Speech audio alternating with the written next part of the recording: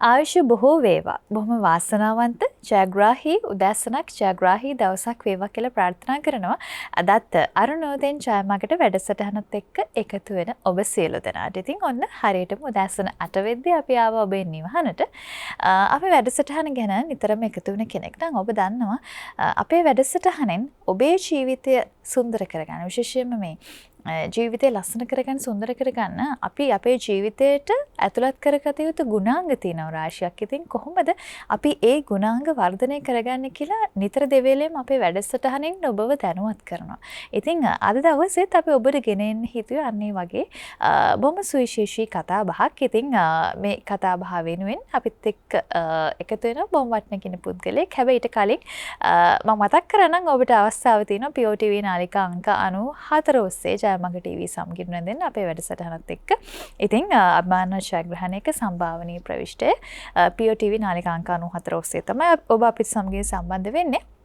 අපි අද දවසේ විශේෂයෙන්ම කතා කරන්න හිතුවේ බුදුරජාණන් වහන්සේ දේශනා කරපු මහා මංගල සූත්‍රයේ ගාථාවන් ගත්තොත් ඒ තුලින් අපේ ජීවිතයට ගන්න පුළුවන් බොහොමයක් දේවල් තියෙනවා. ඉතින් අපි අද දවසේ අපේ කාල වේලාවත් එක්ක හිතුවා ඒ හතරවෙනි ගාථාව පිළිබඳව කතා බහ කරන්න. ඉතින් හතරවෙනි ගාථාව ඔබට දැන් සමහර විට මතක් වෙන්නේ නැති. හැබැයි මේ ගාථාව තුළ තියෙන ගැඹුරු අර්ථය සමහර වෙලාවට අපි බොහෝ දෙනෙක් දන්නේ නැහැ. ඉතින් ඒ නිසා තමයි අපි අද දවසේ මේ පිළිබඳව කොහොමද අපි මේ දේවල් අපේ ජීවිතයට එකතු කරගන්නේ කියලා කතා බහ කරන්න හිතුවේ. ඉතින් ඒ වෙනුවෙන් අපි අද දවසේ අපේ මැදිරියට කැඳවගත්තේ කොළඹ 7 ජාත්‍යන්තර විපස්සනා භාවනා මධ්‍යස්ථානයේ ලේකම් නීතිඥ සුමන සිරි විජේසේකර මැතිතුමන්.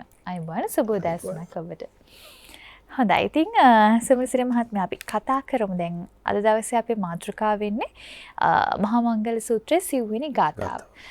අපි ඒ නිසා පොඩ්ඩක් මේ ගාථාවේ තේරුම කියලාම අද දවසේ කතා බහට ප්‍රවේශයක් ගමු නේද? ඔව්. ගාථාව කිව්වොත් මෙන්න මේ විදිහටයි.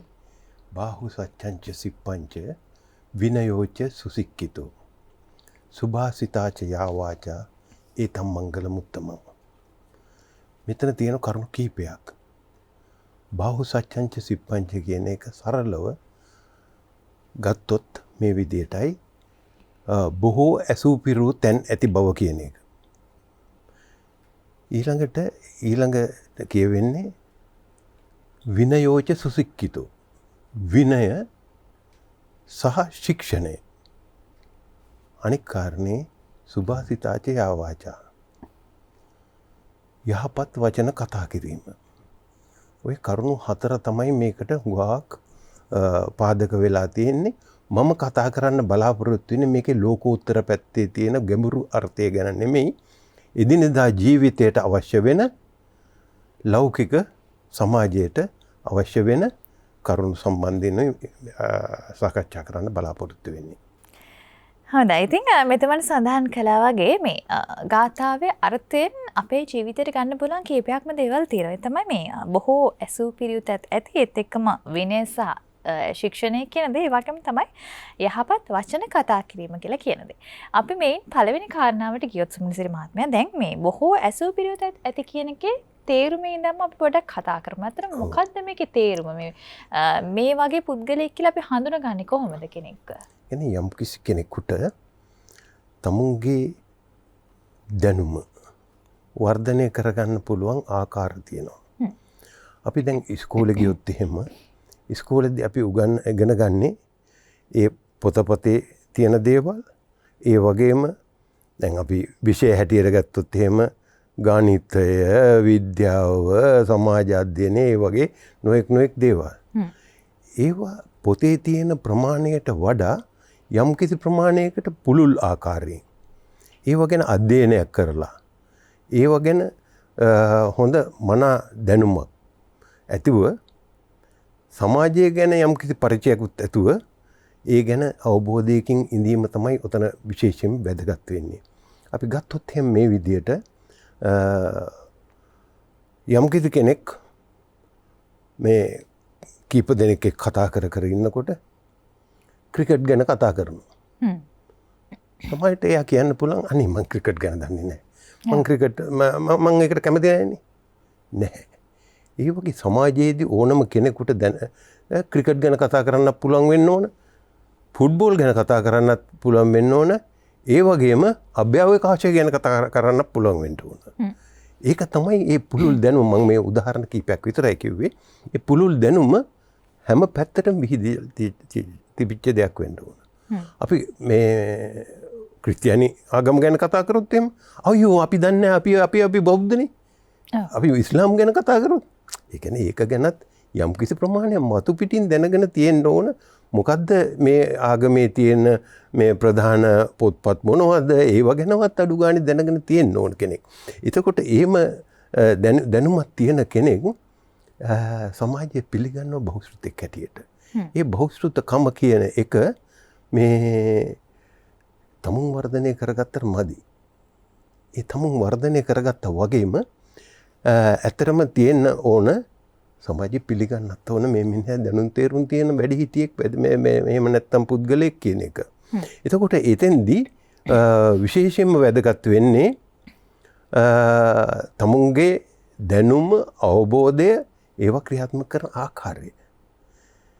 දැන් සමහරු මට මතකයි එක්තරා අවස්ථාවක මේ දෙන්නෙක් අතර ඇති වෙච්ච පොඩි මේ විවාදයකදී අනිත් එක්කෙනා තව එක්කෙනෙක් එක්ක කියනවා ඔය උගත්කමක් තිබුණාට බුද්ධිය කියන දේ නැහැනේ. බුද්ධිය කියන දේ නැහැ කියලා කියන්නේ එයා බුද්ධිමතෙක් නෙමෙයි. එතකොට ඔය ඔතන අර අපි කිව්ව කරුණු වලට බුද්ධියත් එකතු වෙන්න ඕන දෙයක් ඒ දැනුම අවබෝධයට අමතරව. ඒ කියන්නේ ස්ථානෝචිතව වැඩ කරන්න පුළුවන්කම ඇත්තටම හරිම වැදගත්. ඔක ගෙදරදී ළමයෙක් ඇහුවොත් එහෙම මේ සමහර වෙලාවට ඇත්තටම මගේ සමා වෙන්න මගේ පුද්ගලික මේ කරුණක් ගැන කියන්න නෑ අපි ඒවත් උදාහරණ කරගෙන මට මේ ඊයේ මගේ මුණුපුරා කියනවා මේ සිග්නිස් කියන්නේ මොකද්ද කියලා. මම දන්නේ නැහැ. මම ඒ වෙලාවෙම මේ Google එකෙන් චෙක් කරා. ඒක මේ අභ්‍යවකාශ යානයක තියෙන තොරතුරු වගේක්. ඒක මේ තුනේ පන්තියේ ඉන්න ළමයෙකුට කොහෙත්ම අදාළ වෙන්නේ නැහැ. නමුත් ඒක දැනගෙන ඉඳීමේ ප්‍රයෝජනයක් තියෙනවා. ඉතින් අන්න ඒ වගේ ඒ වෙලාවේ හරි ඒ දැනුම වර්ධනය කරගන්න අපි. ඒකෙදි වැදගත්කමක් තියෙනවා. ඒ දැනුම වර්ධනය කර ගැනීමේදී අපි හැමදාම පෝෂණය වෙන්න ඕන. හැමදාම ඉගෙන ගන්න ඕන. දැන් මම මගේ වෘත්තිය හැටියට මම අදත් ඉගෙන ගන්නවා, හෙටත් ඉගෙන ගන්නවා, අනාගතයේත් ඉගෙන ගන්නවා. දැන් ඒ ඉගෙනගත්ත දැනුම් සම්භාරයට හැමදාම වගේ දැනුම් එකතු වෙන්න ඕන. ඒ එකතු වුණායින් පස්සේ තමයි මගේ ඒ දැනුම් සම්භාරය මේ සමාජයට වැදගත් වෙන්නේ. ඒක මිනිස්සු පිළිගන්නේ. ඕක අහවලාගෙන් නම් දැනගන්න පුළුවන් ඔකට උත්තරයක්. ඒකෙදී තවත් එකක් තියෙනවා මේම. මතක තියාගන්න මිනිස්සු එහෙම කියනකොට තමුන්ට ඇති වෙන අභිමානයක් තියෙනවා. ඒ අභිමානය කියන එක දැන් සමහර වෙලාවට මේ මම බැංකුකරුවෙක් හැටියට වැඩ කරලා බැංකුවෙන් විශ්‍රාම ගිහිල්ලා දැන් අවුරුදු 20ක් විතර වෙනවා. සමහර වෙලාවට මගෙන් අදත් මේ මිස්ටර් විජේසේකර මේ කරන්නේ කොහොමද කියලා අහනවා. ඒක එතකොට මටත් යම්කිසි ඒකට පිළිගැනීමක් කියන එක තියෙනවනේ. ඒ පිළිගැනීම ඇත්තටම හරි වැදගත්. ඒකෙදි මේ මටත් යම්කිසි අභිමානයක් එතනින් ඇති වෙනවා. ඒකෙන් මම තවත් පෝෂණය වෙන්න මම උත්සාහ කරනවා. ඉතින් ඕවා ඔය බහුශ්‍රృత භාවය කියන එක ඇත්තටම මම නම් බහුශ්‍රృතෙක් කියන එක මම කියන්නේ මට දැනගන්න තව ගොඩාක් දේවල් තියෙනවා. මම දන්න තරම මට මගේ සමාජයත් එක්ක කටයුතු කරන්න මට ප්‍රමාණවත් කියලා මගේ මේ අවබෝධයක් තියෙනවා. මගේ සමාජය කියලා කියන්නේ ඉතින් යම් කිසි ප්‍රමාණයක මගේ යාළු මිත්‍රාදීන් නිවස මේ වටපිටාවත් එක්ක ඒ හැම කෙනෙක්ම මේ එක කටයුතු කරන්න මට පුළුවන්කම තියෙනවා ඒකත් එක්ක. ඔව් ඉතින් දැන් මේ අසුපිරුතත් ඇති පුද්ගලයෙක් වෙන්න එහෙම නැත්නම් බාහිර පුද්ගලයෙක් වෙන්න ඇත්තටම අපි ලබා ගන්න අධ්‍යාපනය පමණක්ම මදි. අපිට මේ සමාජය තුලින් ලබා ගන්න දේවල් ගොඩාක් තියෙනවා. සමහරවිට අපි දකිනවා අපේ මුතුන් මිත්තන් අධ්‍යාපනය පැත්තෙන් ඔවුන් එතරම්ම ඉහළට ගිහලා නැහැ. නමුත් ජීවන අත්දැකීම් තුළින් ඔවුන්ගේ ජීවිතය ගත කරපු ආකාරය අනුව ඕනෑම ශේෂ්ත්‍රයක් පිළිබඳව පුංචි හෝ දැනුමක් ඔවුන්ට තිබුණා. ඉතින් දැන් සුමනසිරි මහත්මයා ඇත්තටම කෙනෙක් බහුශ්‍රృత පුද්ගලයෙක් වෙන්න ඔහු ලබන අධ්‍යාපනය පමණක් ප්‍රමාණවත් වෙන්නේ නැහැ නේද කොහෙත්ම? කොහෙත්ම ප්‍රමාණවත් නැහැ. ඒක ඊට වැඩිය පුළුල් ආකාරයට යන්න ඕන. අපි ගත්තොත් එහෙම ඉතිහාසය. ඉතිහාසයේ තියෙන දේවල් හුඟක් තියෙනවා. ඒ වගේම අපිට අපේ එදිනෙදා සමාජයේ අපි ගත්තොත් එහෙම ගැමියෝ අතර තියෙනවා අපි නොදන්නා දේවල්. මෙහෙම ගත්තොත් එහෙම අපි පොඩි උදාහරණයක් ගත්තොත් පරණ ලිඳකට බහින්න එපා. ඕකේ භූතයෝ ඉන්නවා. භූතයෝ කියලා කියන පංචමහා භූතයන්ගෙන් එක්කෙනෙක් කවුද? වායෝ. ඒ කියන්නේ දූෂිත වෙච්ච වායුවක් තියෙනවා ඒක ඇතුලේ. භූතයා ඔබට හිරිහැර කරයි. ඒක නිසා ඒගොල්ලෝ ඒකට මේ පිළියමක් යදුවා මේ විදියට. ඉටිපන්දමක් පත්තු කරලා නැත්තම් පහනක් පත්තු කරලා යටට බැස්සුවා. බැස්සුවාම ඒක නිවුනොත් භූතයා ඉන්නවා. ඒක නිවුන් නැති වුණොත් භූතයා නෑ යන්න පුළුවන්. එතකොට ඒකෙන් අදහස් කරේ ඔක්සිජන් තියෙනවා පහන පත්තු වෙනවා නැත්නම් ඉටිපන්දම පත්තු වෙනවා නා. ඒක මේ හුඟක් වැදගත් දෙයක්. ඉතින් ඇත්තටම මේ මිනිස්සු මේ පොතපතින් දැනගත්ත දේවල් නෙමෙයි. ඌවා මේ දෝෂ හැටියට සමහර වෙලාවට සමහරු කියනවා මේක දෝසයි කියලා. ඒ දෝෂ හැම එකක්ම වගේ දැන් නූතන විද්‍යාවත් එක්ක එකටම යන දේවල්. දැන් ඔය මම කිව්ව උදාහරණය වුණත් නූතන විද්‍යාවත් එක්ක එකට යනවනේ. ඒ කියන්නේ මිනිස්සු ඔක්සිජන් ගැන කිව්වේ නැති වුණාට භූතයා ඉන්නයි කියලා කිව්වා. භූතයා කියන්නේ කවුද? වායෝ ධාතුවද? ඉතින් ඒකයි. ඉතින් ওই විදිහට අපි ගත්තොත් පැරණි සිංහල සමාජයේ නොඑක් දේවල් අපිට උගහා ගන්න පුළුවන් දේවල් තියෙනවා. දැන් උනත් අද උදේ පාන්දර ඇටි කුකුල්ලු අඬනවා. ඇටි කුකුල්ලු අඬනකොට මං ගෙදර කිව්වා අද නම් වහින්න පුළුවන්. ඒක අපි දන්නවා දැනුමේ. ඊළඟට පැරණි සිංහලයා දැනගෙන හිටියා යම් යම් දේවල් වගා කරන්න. ඒ වගාවල් කිරීමේදී තමයි හුඟක් වෙලා අපි කෘෂිකර්මික රටන්නේ. වගාවල් කිරීමේදී ඒගොල්ලෝ හුඟක් දේවල් මේ ස්වභාව ධර්මයත් එක්ක බැඳීලා තමයි ඒව කරේ. අපි ගත්තොත් එහෙනම් මේ විදියට හරියට අප්‍රේල් 5 වෙනිදා වෙනකොට වහිනවා. ඒ වැස්සට කියන නමකුත් තියෙනවා තල වැස්ස. තල වැස්ස කියන්නේ මොකද්ද? තල වපුරන්න තියෙන වැස්ස. එතකොට තල වැපරුවාම ඒ වැස්සත් එක්ක ඒව පැලවෙනවා. ඉතින් ඔය වගේ අර සමාජයෙන් ගන්න ගැමියන් ළඟ තියෙන දේවල් ඒවා මම මේ ඔක්කොම උදාහරණ මෙතන ඇත්තටම අපිට මේ කාල වේලාවත් මදි ඒවා ගැන කතා කරන්න. ඒ වගේ දේවල් අපේ ජීවිතේට අපිට එකතු කරගන්න පුළුවන්කම තියෙනවා. තව කෙනෙක් එක්ක බෙදා ගන්න පුළුවන්කම තියෙනවා. ඒක හරි වැදගත්. ඉතින් මම කිව්ව උදාහරණ මම හිතන්නේ මම දෙකයි ගත්තේ. ඒ උදාහරණ වල ඇත්තටම තියෙන්නේ පැරණි සිංහල සමාජයෙන් ගත්ත දේවල්. දැන් මේ අපේ අර ආච්චි අම්මලා සීලත් අපිට කියනවා හෙනවා නේද? මගේ කෙස් පැහුනේ අකලට නෙමෙයි කියලා නේද? නෙමෙයි කියලා අන්න හරි. කෙස් පැරුනේ ඒ වගේම අපි ගැන කියනකොට මේ තට්ටි පෑදුනේ නිකන් නෙමෙයි කියලා කියනවනේ. මේ තවත් කතාවක් තියෙනවා. ඔය මේ රජයේ සේවකයෝ ළඟ නම් තියෙනවලු මේ ඉස්සර කතාවක් මේ වර්තමානයට ගැලපෙන්නේ නැහැ.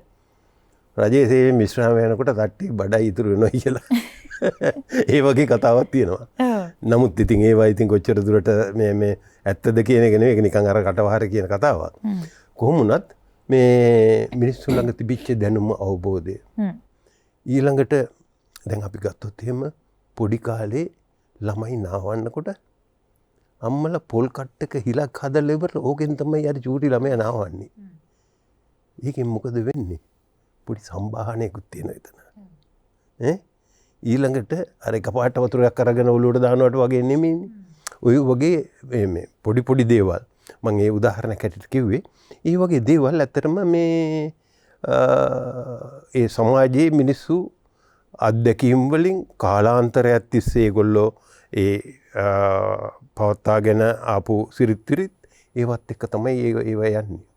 එතකොට ඔය බහුශ්‍රృత භාවය ඇති වෙන්න මම හිතන්නේ මේ පොතපතින් ඉගෙන ගත්ත විශාල විශාරද දැනුම් තියෙන අයට වඩා හුඟක් වෙලාවට මේ ගමේ ඉන්න ගැමියෝ ළඟ තියෙනවා හුඟක් වෙලාවට දැන් ඔය අපිට සමහරලාට ඔය රූපවාහිනී කතාවල්දී එහෙම පේනවා මේ මාත්‍යා ඔය හොරව දාන්න තුච්ච මෙතනින් නෙමෙයි වෙන්නේ මෙතනින් කියලා කියන සමහරු. ඔය බැව් ගැන කතා කරනකොට. ඒ කියන්නේ ඉංජිනේරුවෙකුට වඩා දැනුමක් ගැමියා අතර තියෙන ගැමියා ළඟ තිබුණා තියෙනවා කියන එක තමයි අපිට එවෙන් පැහැදිලි වෙන්නේ. ඒ වගේ දේවල් කතා කරන්නේ ඇත්තටම ඒගොල්ලෝ ළඟ තියෙන අත්දැකීම් බහුලකම ඒකත් අර බහුශ්‍රృత භාවයට එකතු වෙන එක්තරා කාරණයක්. හොඳයි. ඉතින් බහුශ්‍රృత භාවය ගැන තමයි අපි කතා බහ කරමින් හිටියේ. විශේෂයෙන්ම මහා මංගල සූත්‍රයේ සිව්වෙනි ගාථාව ඇසුරින් තමයි අපි අද දවසේ මේ කතා බහ ගෙන යන්නේ. දැන් ඊළඟට විනය සහ ශික්ෂණය කියන්නේ දැන් මේ ගාථාවේ තියෙන ඊළඟ දෙවෙනි කොටස. ඒකත් අපි වර්තමානයේත් එක්ක සංසන්දනය කරලා බලුවොත් විනය කියන දේත් අතීතයත් එක්ක අපි බලනකොට අතීතයට සාපේක්ෂව බලද්දී අද වෙනකොට විනය කියන දේ බොහෝ දෙනෙක් පිරිහිලා තිනවා සහ නැතිම දෙයක් තමයි මේ ශික්ෂණය කියන දේ. පාසලක ගත්තත් කොයිතරම් දැන් අපි දන්නවා ගොඩාක් මේ දෙනෙක් උත්සාහ කරනවා මේ විනය කියන දේ පවත්වා ගන්න. පාසලක ගත්තත් පාරතොටේ ගියත් මේ හැම තැනකදීම අනිවාර්යෙන් අපිට සොයන් විනයක් කියන දේ තිබිය යුතුමයි. හැබැයි අද වෙනකොට නැතිම දේ වෙලා තියෙන්නේ ඒක නේද? එතකොට ඔය විනය කියන පැත්තෙන් කතා කරොත් එහෙම විනය කියන දේ තමුන්ගේ දෙයක් නෙමෙයි. ඒක වෙන කෙනෙක් විසින් පුද්ගලයා පාලනය කරන්න ඇති කරපු දෙයක් කියන එක තමයි මගේ විශ්වාසය. එතකොට විනය ඇති කරන්න පාසලක නම් පාසලේ තියෙන විනය භාර ගුරුවරුත් ඉන්නවනේ. එතකොට ඒ විනය භාර ගුරුවරයා කරන්නේ ඉතින් හුඟක් වෙලාවට විනය පවත්වාගෙන යෑමේදී හුඟක් වෙලාවට ඒ ළමයින් සම්බන්ධයෙන් කටයුතු කිරීම. අපි ගත්තොත් එහෙම රජයේ විනය පවත්වාගෙන යන්නේ යම් අනපනත් වලින්. ඒ වයින් සමාජයේ මිනිස්සු යම් ඒ විනයකට අපි ගත්තොත් මිනිස්සුන් හරි මාර්ගයකට ගෙනියන්න මිනිසුන්ව ඒ කියන්නේ වැරදි වැඩවලින් වළක්වන්න ඒ වගේ දේවල් හුඟක් වෙලාවට මේ රජයෙන් කරන අනපනත් වලින් ඒ වයින් කෙරෙනවා. ඒ වගේම මේ යම් සමිති සමාගම් ගත්තොත් එහෙම ඒවයිත් විනයක් තියෙනවනේ. ඒවයිත් හැම එකේම හැසිරිය යුතු ආකාරය දැන් සමහර තැන්වල නියම කරලා තියෙනවා සුදු ඇඳගෙන ඇරෙන්න මෙතනට එන්න එපා. ඒක ඉල්ලීමක් හැටියට කරන්නේ නැතුව නීතියක් හැටියට කරන තැනක් තියෙනවා. ඉල්ලීමක් හැටියට කරන තැනක් තියෙනවා. මිනිස්සු ඒකත් එක්ක හැඩ ගැහෙනවා. එතකොට දැන් ওই විනය කියන එක ඇත්තටම තියෙන්න ඕන පුද්ගලයාගේ දැන් පාරේ යනකොටත් විනයක් තියෙනවා. පාරේ යෑමේදී පාරේ පයින් යන්න දකුණෙන් ගමන් කරන්න ඕන වාහන වමින් යන්න ඕන කියලා. එතකොට පාරේ යන මිනිහා දකුණෙන් ගමන් කිරීමේදී අර වාහනයක් වමින් එනකොට එයාට ඒක එන්නේ ඉස්සරහට. එයාට පේනවා ඒක. පිටිපස්සෙන් ඇවිල්ලා හැපෙන්නේ නැහනේ. ඒක නිසා ඒක වළක්වන්න තමයි පාරේ දකුණු පැත්තෙන් අපි යන්නේ. සමහර රටවල් නම් ඔක ඊට වඩා වෙනස්. මිනිස්සු ගමන් කරන්නේ පාරේ වම් පැත්තෙන් වාහන ගමන් කරන්නේ දකුණු පැත්තෙන් ඇතැම් රටවල. අපේ රටේ ඒ ඉංග්‍රීසි පාලනයේ තිබිච්ච කාලේ ඇතිවෙච්ච ඒ සබඳතා උඩ අපි මේ පාරේ ගමන් කරන්නේ දැන් දකුණු පැත්තේ. ඕක ගැන දැනගෙන ඉඳීමත් විනයානුකූල කටයුතු කිරීමක්. ඒ ඇරුණාම දැන් ඇතැම් අවස්ථාවලදී පාසලක් ගත්තා. හුඟක් වෙලාවට ඔය වැඩිහිටි පන්තිවල ළමයි විවිධ කොණ්ඩ මොස්තර දාගෙන ඉන්න බලන්න. ඒ වෙයිදී මේ පාසලෙන් නියම කරලා තියෙනවා මෙහෙම කරගෙන එන්න එපා කොණ්ඩේ කපාගෙන එන්න. රැවුල් වාගෙන එනවා. රැවුල් නොයෙක් මෝස්තර දාගෙන එනවා. ඒවා මේ පාසලකට ගැලපෙන්නේ නැහැ. ඒක සේවස්ථානයේ කොහොම වැඩිහිටියෙකුට හෝ ඒක ගැලපෙන්න පුළුවන්. නමුත් මම ඒක ගැන විවේචනයක් නෙමෙයි කරන්නේ. නමුත් මේ පාසලකට ඒක ඔබින්නේ නැහැ. පාසලේ විනයක් තියෙන්න ඕන. පාසලේ ළමයි මේ විදිහට තමයි ඉන්න ඕන. ඒ පාසලේ විනය. ඊළඟට අපි ගත්තොත් එහෙම සමාජයේ හැසිරීමේදී ඔය නොඑක් අපරාධ වගේ දේවල්. ඒවත් හැම එකක්ම විනයට වැටෙන දේවල්. දැන් අපි පංචශීලයේ ගත්තොත් එහෙම පංචශීලයේ සම්පූර්ණයෙන් වගේ තියෙන්නේ විනය සම්බන්ධයෙන්නේ. ඒ කියන්නේ දැන් කෙනෙකුගේ ප්‍රාණයකට මේ අපි මේ හානි කරන්න බෑ. ඒක කෙලින්ම ආණ්ඩුවෙන් අපිට කියලා තියෙනවා. දණ්ඩනීය සංග්‍රහයක් තියෙනවා. ඒකෙන් කියලා තියෙනවා මේ දේවල් මේ කරන්න එපා. එහෙම කරොත් මෙන්න මේක තමයි දඬුවම. මිනිසුන්ට හිංසා කරන්න එපා. මිනිස්සු මරන්න එපා.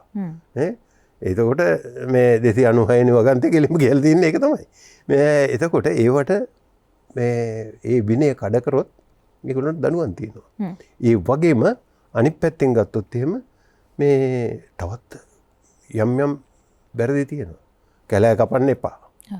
කැලෑ කැපුවොත් ඔයගොල්ලන්ට මෙන්න මේ දඬුවම ඒවත් විනය.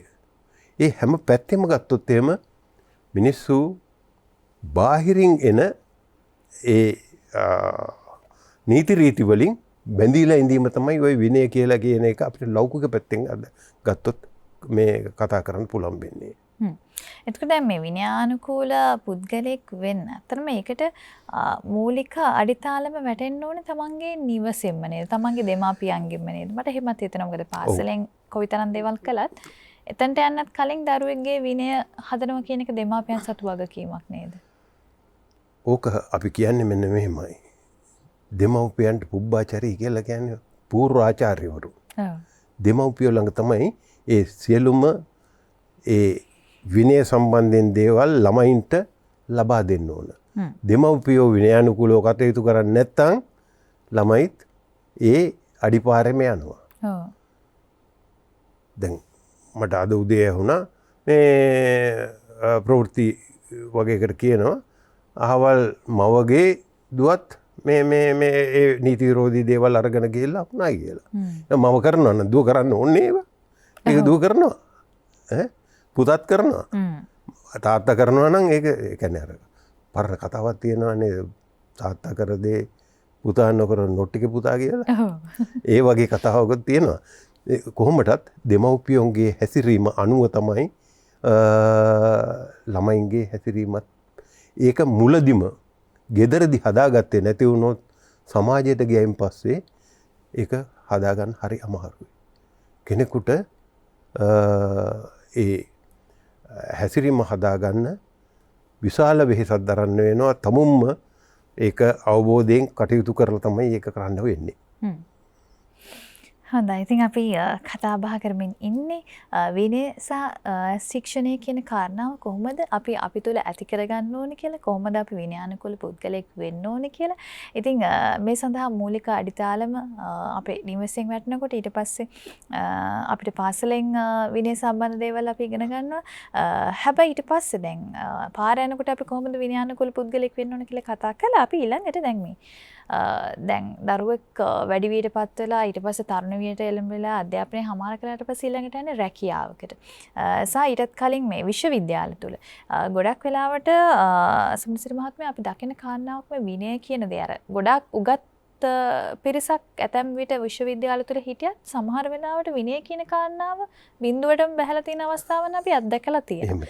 එතකොට දැන් ඒ වගේ දෙයක් වෙන්නේ නැහැ. දැන් අපි හිතන්නේ ගොඩක් වෙලාවට මේ දරුවන් උගත් දරුවන් නම් අනිවාර්යයෙන්ම විනය කියන දේ ඔවුන් තුල ඇති කියලා සමහර අය හිතනවා. උගත්කමත් එක්ක මේ කියන දෙයක් කියලා.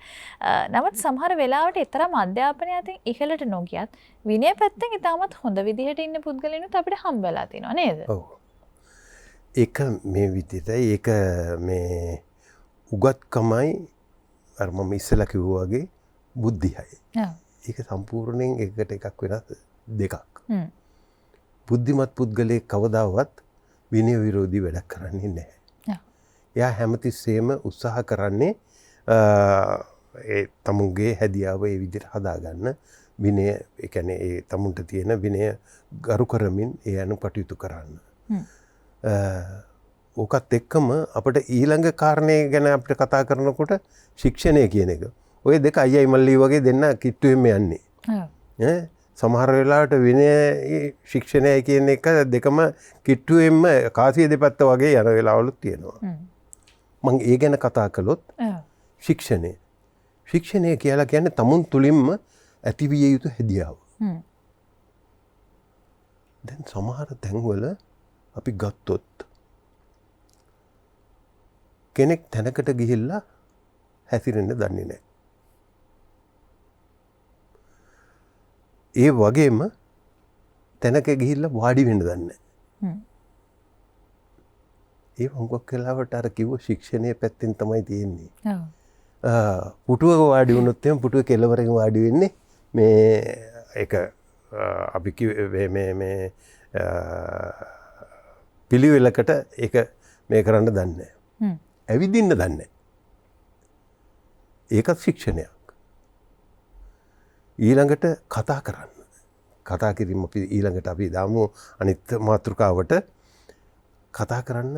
ඒ කියන්නේ පුද්ගලයොත් එක්ක අන්තර් සම්බන්ධතා ඇති කර ගැනීමේදී. ඒක දන්නේ නැහැ. ඉතින් ඕවා අර පුද්ගල හැදියාවත් එක්ක තියෙන දේවල්. ඔය ශික්ෂණය හදාගන්න තමුන්ම අවබෝධයෙන් කටයුතු කර යුතුයි. ඒ වගේම වටපිටින් එයාට ලැබෙන දේවල්. ඔය සමහර තැන්වල තියෙනවා ෆිනිෂිං ස්කූල්ස් කියලා. ඒ ෆිනිෂිං ස්කූල්ස් වල කරන්නේ අර උගක්කම නැති අය වුණත් තැනකට ගිහලා හැසිරෙන ආකාරය කොහොමද කටයුතු කරන්නේ සමාජයත් එක්ක කියන එක මේ එක උගන්වන එක. ඇවිදින එක සමහර වෙලාවට මේ අපි කෙනෙක් යනකොට බලන් ඉඳලා තව කෙනෙක් කියන්න පුළුවන් අරමිනේ යන කැත කියලා. එහෙම කියනවා නේද? ඒ කියන්නේ හරියට යන්න දන්නේ නැහැ. ඇවිදින්න දන්නේ නැහැ. ඒ කියන්නේ තව සමහරුන්ට තැනකට ගිහිල්ලා හැසිරෙන්න දැන් අපි කෙනෙකුගේ කාමරයකට යනවා නම් අපි දොරට පොඩ්ඩක් තට්ටු කරන්න ඕන. තට්ටු කරලා ඉවරලා තමයි අපි මේ කාමරයට ඇතුල් වෙන්න අපිට අවසරය ලැබුණයින් පස්සේ. දැන් පොඩ්ඩකට කලින් මම මේ අර ස්වාමීන් වහන්සේ කාමරේ ඉන්න වෙලාවේදී කවුරු හරි කෙනෙක් ඇවිල්ලා තට්ටු කරා. ඊට පස්සේ අවසරය දුන්නා එන්න කියලා. අන්න හැදියාව. ඒක තමයි තියෙන්න ඕන. එතකොට ඔය මේ පුද්ගල හැදියාව ඕක ගෙදරවල් වල නැති වුණොත් එහෙම සමාජය ඇති වෙන්නේ නැහැ. සමාජය හුඟක් වෙලාවට මෙන්න මේ විදියට අපි ගත්තොත් ගෙවල් වල ඇති වෙන ලොකු ගැටලුවක් තමයි පුංචි දේවල්. පුංචි දේවල් අල්ලගෙන ඒවට විශාල දේවල් කරගෙන ගැටලු ඇති කරගන්නවා. දැන් අපි මෙහෙම ගත්තොත් එහෙම අද බුද්ධ පූජාව තිබ්බේ නැහැ. මේ අපි බොහොම යහපත් දෙයක්. තිබ්බේ නැහැ කියලා කිව්වහම ඒක රණ්ඩුවකට මුලක් කරගන්න පුළුවන්. ඒක කරන්නේ මොකද? තමුන්ගේ හැදියාවක් නැතිකම. ඒක නැති කරගන්න බැරි වුණා නම් අපි එක්කෝ ඊට පස්සේ තියන්න එහෙම නැත්නම් ඊළඟ වතාවේ ඒක මතක තියාගෙන ඒක කරන්න. එහෙම කරන්න බැරිකම තියෙන අය ඇත්තටම තමුන්ගේ හැදියාවක් නැහැ. ඊළඟට ඒක රණ්ඩුවක් කරගෙන ඒ රණ්ඩුව තව දිගට අරගෙන ගිහිල්ලා ඉවරලා ඒ පරණ දේවලුත් ඇද ගන්න ඊළඟට. පරණ දේවල් ඇද ගන්නවා කියලා කියන්නේ ගිය සුමානේ මේ දොරේ අගුල දාලා තිබුණේ නැහැ නේ. රාට ඉතින් හොරු ආවොත් එහෙම කවුද ඔයාලට වග කියන්නේ? ඒ වගේ මේ සමහර වෙලාවට අර පුංචි දෙයක් තව වැඩි කරගෙන ඒක කරේ තියාගෙන යනවා. ඒක ඔය ගෙවල් වල වෙන හුඟක් ලොකු ගැටලුවක්. ඔව් දැන් මම ඔබතුමාගේ ඊළඟට අහන්න ගියෙත් මේ විවාහ ජීවිතය තුළ කොහොමද මේ ශික්ෂණය කියන දේ පවත්වා ගන්න ඕනේ කියලා ඔබතුමා ඒ කතාවට ආවා. මේ අපි ඒ පිළිබඳව මම හිතන්නේ තව දුරටත් කතා බහ කළොත් හොඳයි. හැබැයි ඊට කලින් අපි කෙටි විරාමයක් ලබා ගමු. විරාමෙන් අනතුරුව නැවතත් අපි සූදානම් මේ මාතෘකාව පිළිබඳව තවදුරටත් ඔබව දැනුවත් කරන්න.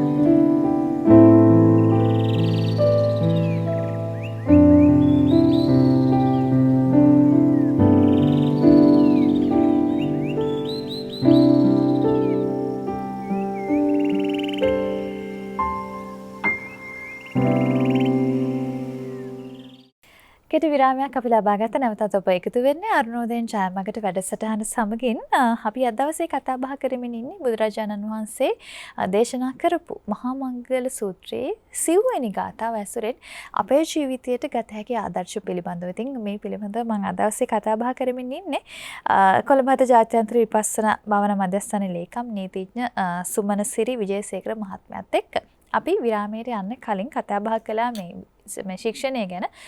විශේෂයෙන්ම මම ඊගාවට ඔබතුමාගෙන් අහන්න හිටියේ දැන් අර මේ ශික්ෂණය කියන දේ අනිවාර්යයෙන්ම විවාහ ජීවිතයක් තුළ තිබිය යුතු දෙයක්. හැබැයි ඒකත් අද වෙනකොට වර්තමානයේ අපි ගොඩාක්ම නොදකින දෙයක්. මේ එකිනෙකාට ගරු කර ගැනීම කියන දේ, එකිනෙකාට සවන් දීම කියන කාරණාවන් ගොඩාක් දුරට නැති නිසා තමයි පෞල් තුළ ප්‍රශ්න ඇති වෙලා තියෙන්නේ නේද? ඉතින් ශික්ෂණය කියන දේ කොහොමද ඇත්තටම අපි මේ පෞල් ජීවිතයක් තුළ තියාගන්න ඕනේ මහත්මයා? පෞල් ජීවිතය කියන එක ඒ කියන්නේ දෙන්නෙක් එකට එකතු වෙනවා. ඒ දෙන්න සම්පූර්ණයෙන් වෙනස් පරිසර දෙකක දෙන්නෙක්. වෙනත් හැදියාවන් දෙකක ඉඳපු දෙන්නෙක් කියලා කිව්වොත් ඒකත් කාර්යයක් නෑ. එතකොට අපි ගත්තොත් එහෙම මේ ඔය භාර්යාවගේ ගෙදර ස්වාමි පුරුෂයාගේ ගෙදර. ඒ දෙකේ හොද්දට ලුණු දාන්නෙත් දෙවිදියකට. රෙද්දක් හොදලා ඉවරලා මිරිකලා වැලේ දාන්නෙත් වෙන විදියකට. ඉතින් අපි ආයේ ගත්තොත් එහෙම මේ අනිත් සාම ජීවිතයේ කරන හැම ක්‍රියාවක්ම ඒ ගෙවල් දෙකේ දෙවිදියකට කරන්නේ.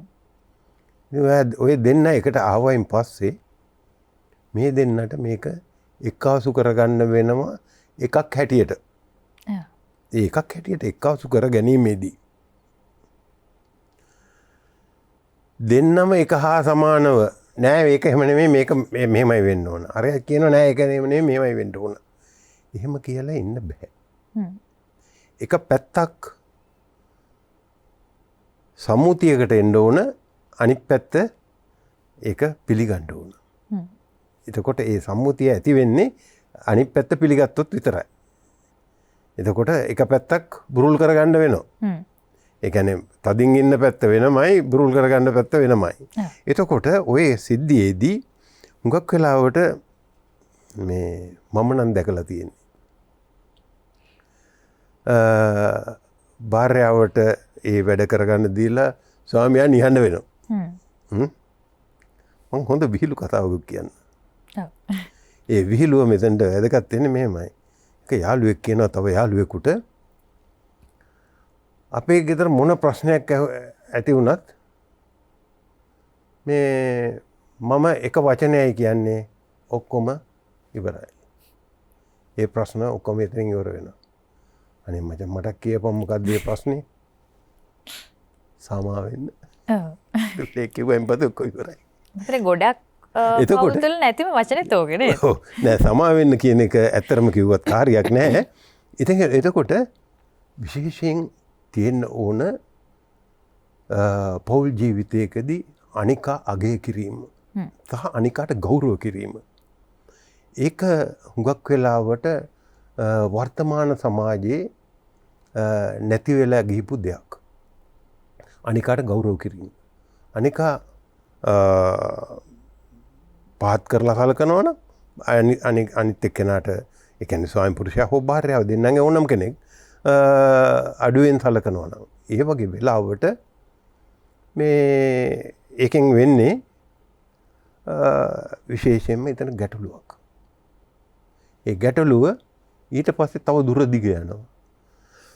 ප්‍රශ්නයක් ඇති වුණාම ඊළඟට ඒ ගැටලුවට තව පෝර වැටෙනවා මිසක් ඒ කියන්නේ කළු පාට තව එකතු වෙනවා මිසක් කවදාවත් ඒක මේ සංසිඳන තත්ත්වයටපත් වෙන්නේ නැහැ.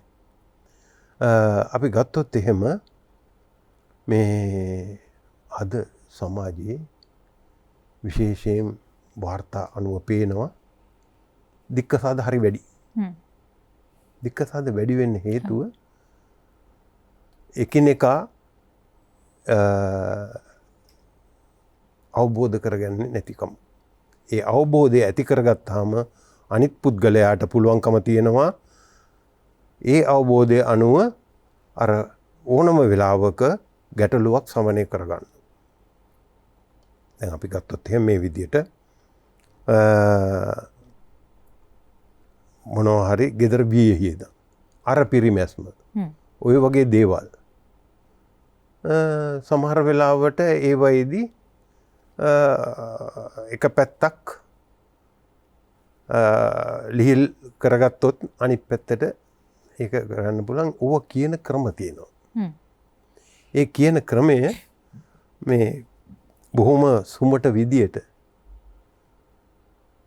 මේ එහෙම කියන ක්‍රමයක් තියෙනවා නම් එහෙම කියන මේ කීමට පුද්ගලයෝ පෙළඹෙනවා නම් අන්න එතකොට ප්‍රශ්න හුඟක්ම එතනින් ප්‍රශ්න වලින් මිදෙන්න පුළුවන්කම තියෙනවා. අපි ගත්තොත් එහෙම මේ විදියට යම්කිසි පුද්ගලයෙක් ඒ භාර්යාව ඕනවට වැඩිය වියදම් කරනවා. එහෙම තැන තියෙන ඕන තමයි. භාර්යාව ඕනවට වැඩිය වියදම් කරනවා ස්වාමි පුරුෂයාගේ ආදායමට වැඩිය. එහෙම වුණාම මොකද වෙන්නේ? ණය වෙන්න වෙනවා. පිටින් මේ මුදල් ගන්න වෙනවනේ. එහෙම වෙච්ච වෙලාවට පිටින් ගන්න නැත්නම් ස්වාමි පුරුෂයාට වෙනවා ඊළඟට දෙවනි සිල්පදේ කඩන්න. හොරකම් කරන්න වෙනවා. එතකොට ඔය වගේ අවස්ථාවවලදී හුඟක් වෙලාවට ඔවා निराකරණය කරගන්න වටපිටාවේ ඉන්න අය අල්ලපු ගෙදර එක්කෙනා මේවා එකක් ගත්තා නම් මේවා අපිට මේ විදිහට මේක අපිට ගන්න ඕන. එයා මේ අඟල් 48 ටීවී එකක් ගෙනාවා නම් අපේ ගෙදරට එකක් ගන්න ඕන. ඒ ගෙදරට මේ අපි හිතමු හයිබ්‍රිඩ් කාර් එකක් ගෙනාවා නම් අපේ ගෙදරට එකක් ගන්න ඕන. ඊළඟට ණය වෙලා ලීස් කරලා වගෙන අරගෙන ඉවරලා අර මිනිස්සයා පැටලෙනවා. ඒක නිසා ඒවා හුඟක් වෙලාවට අවබෝධයෙන් කරන්න ඕන වැඩ දෙපාර්ශ්වයෙන්ම. මට හොඳ සිද්ධියක් මතක් වුණා. දැන් ටික කලකට කලින් උසාවියට ගිහපු වෙලාවේ උසාවියේ නඩු කටයුතු වලදී පොඩි විරාමයක් හම්බෙන වෙලාවක් තියෙනවා. අර ටී ටයිම් එකක් වගේ. දැන් අපි ඔය වැඩසටහන් වලත් දෙන්නේ පොඩි විරාමයක්. ඒ වගේ උසාවියෙත් විරාමයක් දුන්නා. දැන් ඉඩම් නඩු කල්තැබීම් ඉවරයි. ඊළඟට මේ තව විනාඩි 5කින් නැවත රැස් වෙනවා කියලා. කියපු ගමන් තරුණියෝ විශාල සංඛ්‍යාවක් උසාවියේ ඇවිල්ලා වාඩි වුණා ඇතුලේ. මේ කිව්වේ නැහැ මොකක්ද ඊළඟට තියෙන මේ දේ කියලා. මම මේ කල්පනා කරා මොකක් හරි මේ ගාමන්ට් ෆැක්ටරි එක ප්‍රශ්නයක් ඇති වෙලාද කියලා. දැන් මගේ මේ එක තිබුණේ බූදල් නඩුවක් මම ඒක නිසා පොඩ්ඩක් වාඩි වෙලා හිටියා. බලනකොට විශ්වකර්තුමා ආවා. ඊළඟට දික්කසාද නඩු මේකට ආපු කට්ටිය මං හිතන්නේ එදා ඇවිල්ලා හිටියා ඔක්කොම 60-70කට වැඩි. දිසුකුසාවියට එනවා මේ වෙන් වෙන්න. ඔය වෙන් වෙන්න යන මේ තත්ත්වය හුඟක් වෙලාවට වර්තමාන සමාජයේ ඒක ඔය බඩු භාණ්ඩත් එක්ක ඒවා ඊළඟට ඊට වැඩිය වෙනස් කරුණු සමහර වෙලාවට ඇති වෙන්න පුළුවන්. ඊළඟට එකිනෙක අතර සැකය. ඒවයිදිත් ඒ සැකයක් ඇති කරගන්නේ තමුන් අතර තමුන් ළඟ ශික්ෂණයක් නැතිකම නිසානේ. අනිකා සැක කරනවා. තව හොඳ විහිළු වැඩක් කරන නෝන කෙනෙක් මට මේ ඊයේ පෙරේදා මේ අහන්න ලැබුණා. මහත්තයා යනකොට මුද්ද දාලමලු යවන්නේ. ඔය මුද්දෙන්ද මහත්තයා අනාචාරය යනවනේ යන්නේ. එතකොට ඔය එයා ඉන්න පටු තැනක් එක. මහත්තයා යම් කිසි විදියකට තමුන්ට අවිශ්වාස කටයුතු මහත්තයා විශ්වාසයෙන් කටයුතු කරන්නේ නැති බව මේ තමුන්ට එයා විශ්වාස කරන්නේ එයා සැකෙන් බලන්නේ දිහා. ඉතින් ඒක නිසා ඔය වගේ ගෙදරවල් වල පුංචි දේවල් මේ ඒ පුද්ගලයාත් පීඩනයට පත් කරනවා. ඒකට පාත්‍ර වෙන පුද්ගලයා පීඩනයට පත් වෙනවා. අරයත් පීඩනයට පත් වෙනවා. ඉතින් ඒවා හුඟක් අය අමාරුවෙන් විඳ දරාගෙන ඉන්නවා දරුවන් නිසා. ඒ විඳ දරාගෙන ඉන්නේ මේ ඇත්තටම ලොකු පීඩනයකින්. ඉතින් ඒක මං හිතන්නේ සමාජයට ඒ තරම් හිතකර තත්වයක් නෙමෙයි. දෙපාර්ශ්වයේ දෙන්නම හෝ එක්කෙනෙක් දැඩි පීඩනයකින් පසුවීම. එතකොට ඔය පීඩනයෙන් පසු වෙන එකේදී ඒගොල්ලෝ ඊළඟට බලන්නේ මේ පීඩනයෙන් මිදෙන්න ක්‍රම උපායක්. ඊළඟට එයා ඒකේ සහනය හොයන්න තවත් තැනකට යනවා.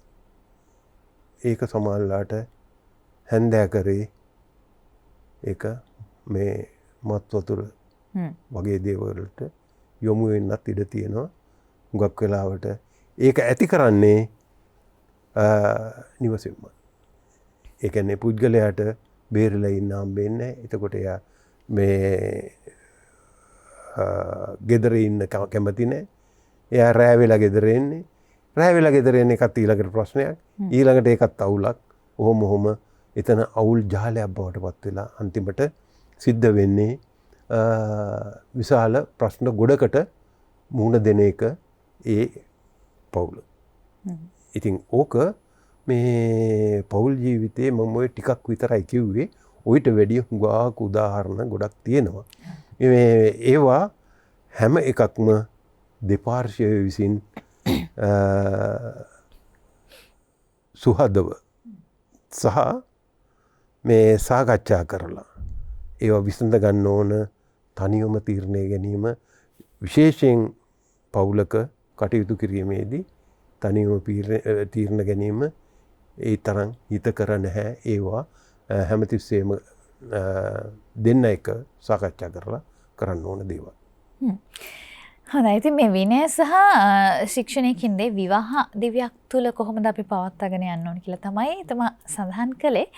අපි ඊළඟට දැන් අවසාන කරුණ දිහාවට ගියොත් මේ යහපත් වචන කතා කිරීම කියන දේ දැන් මහා මංගල සූත්‍රයේ සිව්වෙනි ගාථාවේ තියෙන ගුණාංග කීපයක් පිළිබඳව අපි කතා බහ කරමින් ඉන්නේ. දැන් මේ යහපත් වචන කතා කිරීම කියන දේ ගැන කතා කළොත් ඇත්තටම සුමනසිරි මහත්මයා දැන් අපිට වචනයක් කෙනෙක්ට කිව්වොත් අපි වැරදි වචනයක් කිව්වොත් අපිට ඒක ආපහු ගන්න බෑනේ නේද? වචන කියන්නේ හරිම ප්‍රබල දෙයක්. ඔව් ඒක හුළඟ ගියා ඒක ආපහු ගන්න බෑ.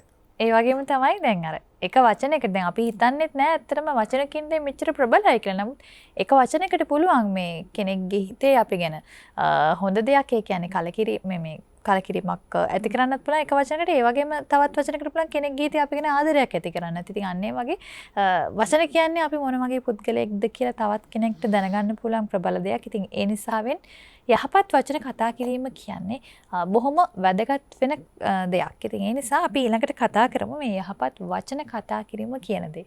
ඒකත් ඇත්තටම පෞල් ජීවිතේට නම් ගොඩාක්ම වැදගත් වෙන දෙයක්. ඒත් එක්කම අපිට ගෘහණයන් බොහෝ දෙනෙක් එකතු වෙනවා. ඒ නිසා අපි පොඩ්ඩක් ඒ පිළිබඳව පැහැදිලි කරමු නේද? ඔව්. යහපත් වචන කතා කිරීමේදී ඇත්තටම ඔකේ සුමට කියන වචනේ පාවිච්චි කරොත් වැඩිය හොඳයි. ඒ කියන්නේ රළු ගොරහැඩි වචන අපේ භාෂාවේ තියෙන ඕන තරම්. ඒ රළු භාවය සමහර වෙලාවට අනිකාගේ හිත පාරවන තත්යකටපත් වෙන්න පුළුවන්.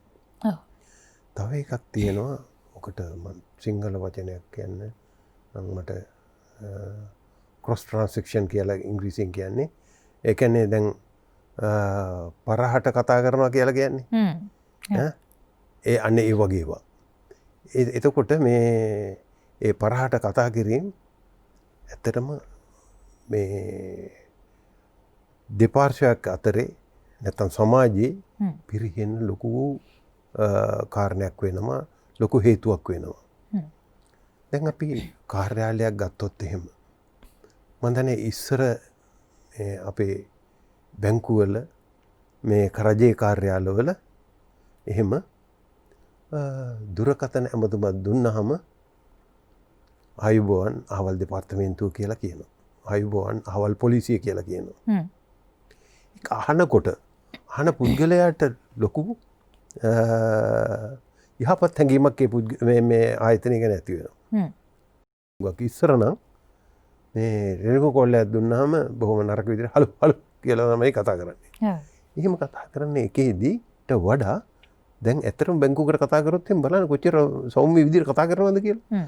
ඒ විදිහට සෞම්‍ය විදිහට කතා කරාම අනිත් පුද්ගලයා නැඹුරු කරගන්න පුළුවන් තමුන්ගේ පැත්තට. ඊළඟට අනිත් පුද්ගලයාට ගෞරවාන්විත විදිහට ඒ කතා කරන එක.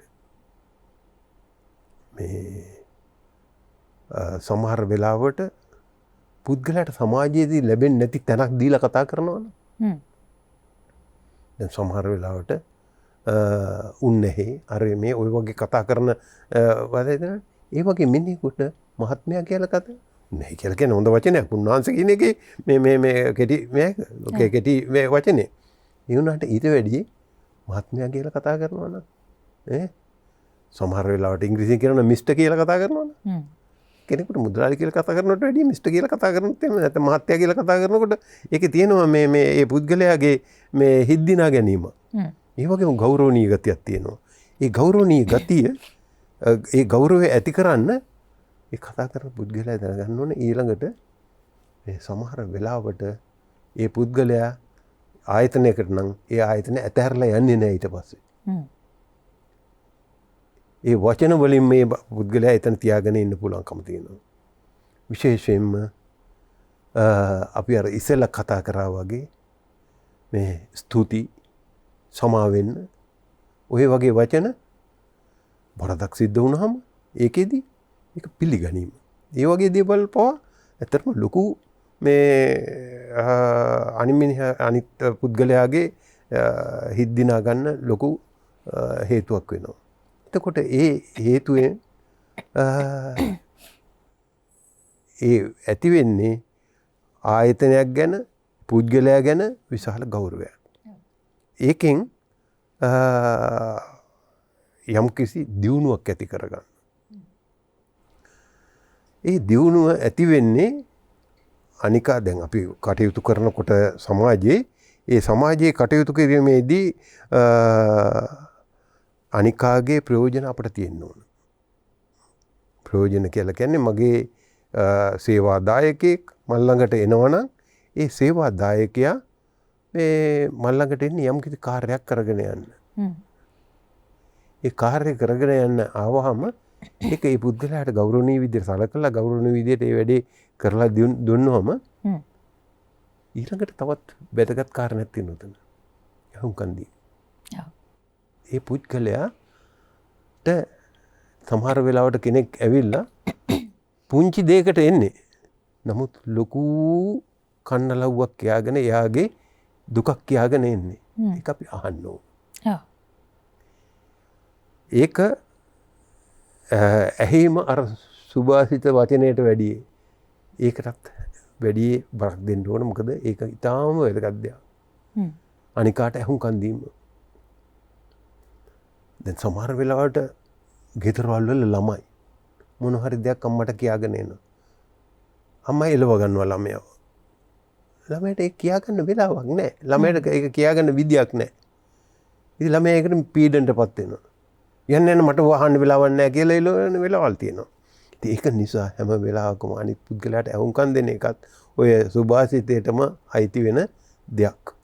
එතකොට ඔය කරුණවලදී ඇත්තටම මම ගත්තොත් එහෙම අවසානට තව ටික වෙලාවක් අපිට තියෙනවා.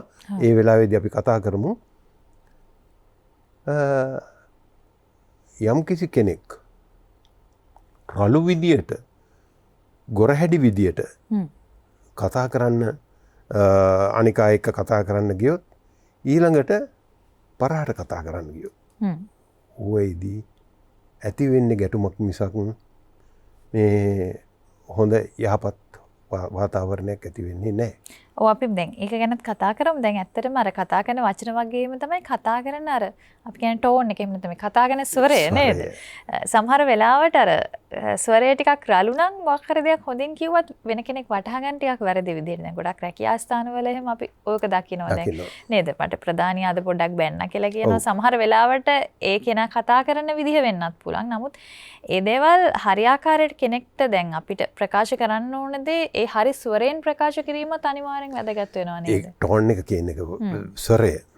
ඊටාම වැදගත්. ඒක සුමට වෙන්න ඕන. ඒ ස්වරය රළු එකක් වුණොත් එහෙම ඒකෙදි අර පුද්ගලයාට කියන වචනයට වැඩියේ දැන් මෙහෙම අපි ගත්තොත් එහෙම වචන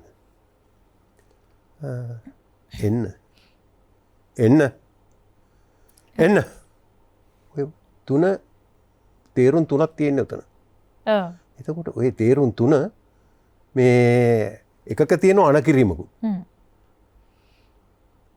අනිත් එක සාමාන්‍ය වශයෙන් කියනවා. අනිත් එක එන්න කියලා කියන්නේ සුහදව කරන කෙනෙක්. එතකොට ඔය සුහදව කරන දේ ඊටාම වැදගත් සමාජයේ කටයුතු කරන. ඊළඟට තවත් ඔකත් එක්කම යන තව දෙයක් තියෙනවා. ඒකත් කියන්න ඕන කෙනෙකුගේ මූණේ ඉරියව්. අර දෙතොල නොකී දේ දෑසින් කියනවා කියලා කියන්නේ. ඒ කියන්නේ ඇස් දෙකෙන් මූණේ ඉරියව් වලින් මූණේ ඉරියව් වලින් කියන දේවල් සෑහෙන්න අනිත් කාට බලපානවා. එතකොට මම දැකලා තියෙන හුඟක් වෙලාවට සමහර කෙනෙකුගෙන් ප්‍රශ්නයක් ඇහුවාම එයා අප්‍රසන්න මූණකින් තමයි මේක එයාට මේ උත්තරේ දෙන්න පුළුවන් හොඳට. නමුත් අප්‍රසන්න මූණකින් මේක අහන්නේ. එතකොට ඒකෙදී අර කියන එකේනා මම මේක ඇහුවේ නැත්තම් හොඳයි කියලා හිතනවා. තවත් එකක් තියෙනවා මම හොඳට මේ අත්දකපු දෙයක්. ඒක මේ නිවාසවලට එහෙම හරි වැදගත්. ප්‍රශ්නයක් ඇහුවම ප්‍රශ්නකින් උත්තර දෙනවා.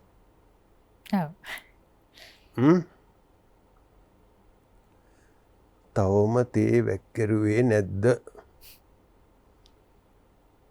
මට අත් දෙකයි තියෙන්නේ දන්නේ නැද්ද? ප්‍රශ්නයක් ඇහුවම ප්‍රශ්නේ තේ වැක්කරාද නැද්ද කියන එක කියනකොට ඔව්ද නැද්ද කියන එකනේ දෙන්න ඕන. මට අත් දෙකයි තියෙන්නේ ඒක මේ දන්නේ නැද්ද කියලා අහුවාම ඒක මේ මට වැඩ ගොඩක් තියෙනවා තමුසෙලා මේ මට තේත්වක් කරන්න කියලා කියනවා. ඉතින් දෙතෙන් තියෙන කතන්දර ගොඩ හරියක්. දැන් සමහර වෙලාවට පුංචි එකට පුංචි දෙයකට ඔව් නෑ කියන උත්තරයක් නේ දෙන්න ඕන. ඒකෙදි අපි බලාපොරොත්තු වෙන්නේ අහන එක්කෙනා මේ පොඩි පිළිතුරක් නම් අර වගේ දීර්ඝ පිළිතුරක් ප්‍රශ්නිකුත් එක්ක ආවහම ඒකෙන් වෙන්නේ ඇත්තටම හිත් බිඳීමක්. ඉතින් ඒක නිසා ඔය වගේ දේවල් නිවාසවලදී විශේෂයෙන් අපේ කාන්තා පක්ෂය මේ ඔය වගේ දේවල් වලදී මං හිතන්නේ ඊටම පරිස්සම් වුණොත් හරි හොඳයි. මොකද ඒක මේ අපි පණිවිඩයක් හැටියට උනා කිව්වට කාර්යයක් නැහැ. ප්‍රශ්නයක් අහුවාම ප්‍රශ්නකින් උත්තර දෙන්න එපා. ඔකට මට මතකයි පරණ විහිළුවක් තිබුණා. පඬිතුමා ප්‍රශ්නයක් ඇහුවාම ප්‍රශ්නකින් පිළිතුරු දෙන්නේ කවුද? මමද? ප්‍රශ්න දෙකක් අහන්න.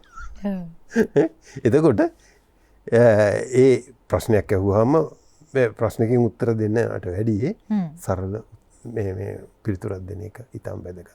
ඔව්.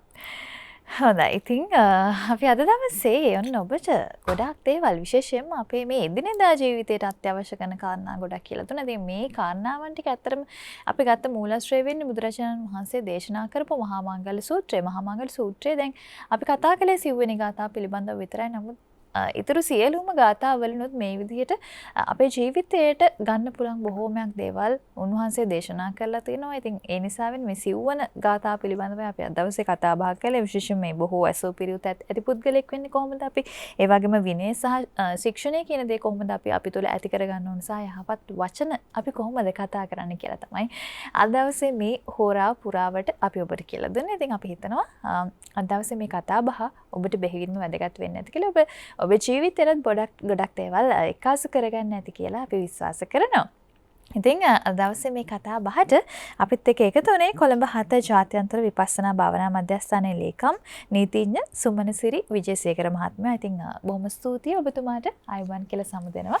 අපි ආයමත් දවසක හමු වෙමු. ඉතින් අද දවසේ අරුණෝදෙන් ශාල්මකට වැඩසටහන වෙනුවෙන් අපිට ලැබිලා තියෙන කාල වේලාව හමාර වෙනවා. ආරාධනා කරනවා ඔබට ඡායාමග ටීවී සමගම රැඳෙන්න කියලා. බොහොමයක් ගුණාත්මක වැඩසටහන් රාශියක් ඔබ වෙනුවෙන් අද දවසේ පුරාවටමත් හැමදාමත් අපි ඔබ වෙනුවෙන් සූදානම් කරලා තියෙනවා. ඉතින් අභිමානවත් ඡායාග්‍රහණයක සම්භාවනීය ප්‍රවිෂ්ටය POTV නාලිකා අංක 94 ඔස්සේ ඡායාමග ටීවී සමගින් රැඳෙන්න කියලා ඔබ සියලු දෙනාට ආරාධනා කරනවා. ගෙලෙන්නම් සුබ දවසක්. ආයුබෝවන්.